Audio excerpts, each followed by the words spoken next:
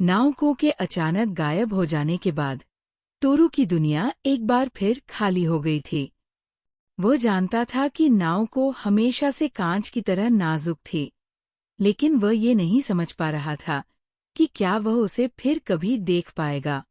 दिन बीतते गए, लेकिन हर दिन एक जैसा ही महसूस होता।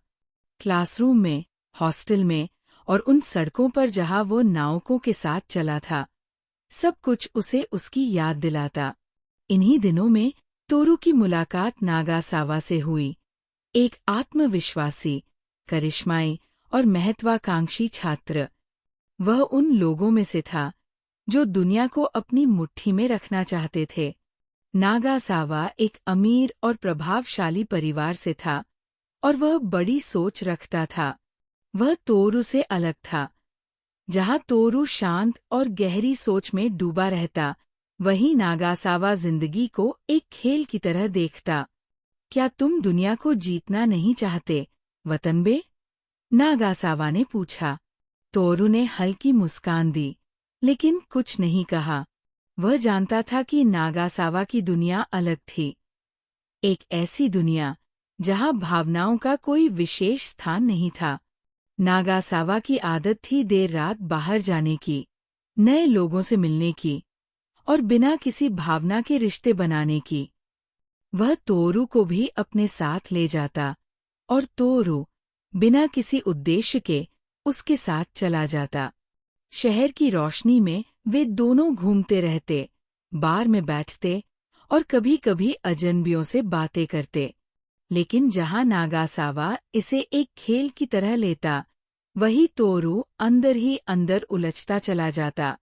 नागासावा को ये दुनिया पसंद थी, बिना किसी बंधन, बिना किसी भावना के। लेकिन तोरू इसे समझ नहीं पा रहा था। उसे नाउको की याद आती थी, उसके साथ बिताए पल याद आते थे। जहां नागासावा की दुनिया तेज और रंगीन थी, वहीं उसकी प्रेमिका हत्सुमी बिल्कुल अलग थी, शांत, सौम्य और समझदार। वह उन लोगों में से थी जो अपने प्यार के प्रति पूरी तरह समर्पित होते हैं। तोरू को हत्सुमी पसंद आई। वह सुलझी हुई थी और उसमें एक अलग ही गहराई थी।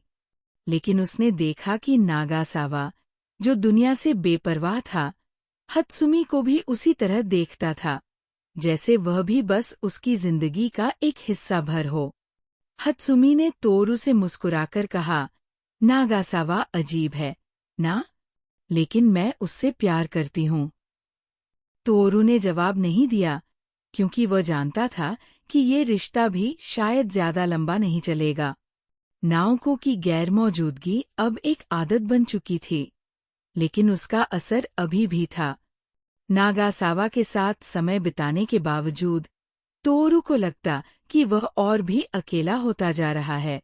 उसने अपने भीतर एक अजीब सी उदासी महसूस की, जैसे वह दो दुनियाओं के बीच फंसा हुआ था। एक तरफ नाउको की नाजुक दुनिया थी, जो उससे दूर जा चुकी थी, और दूसरी तरफ नागासावा की दुनिया थी, जहां भावनाओं की कोई जगह नहीं थी। क्या नागासावा के साथ रहकर तोरू खुद को बदल सकता था? क्या वह नाउको को भूल सकता था? या फिर वो अपनी ही दुनिया में खोता चला जाएगा? इन सवालों का कोई जवाब नहीं था। अभी नहीं,